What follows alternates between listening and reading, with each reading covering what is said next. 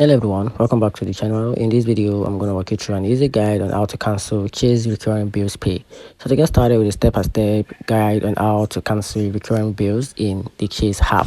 So the first thing to do is to open the Chase app and log in into your account. So launch the app, mobile app, and sign in. Then after that, tap the pay and transfer. So use the bottom navigation bar to go to pay and transfer.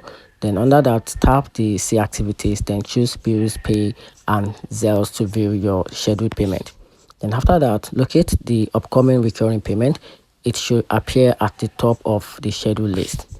Then after that, you have to tap it and choose manage. So open the payment details and select manage. Then you can then cancel just the next payment or turn off the recurring schedule altogether. And that's how you can easily cancel Chase recurring bills pay in Chase. Hope you find the video helpful. If you did, turn on the notification button and subscribe for more. Thanks.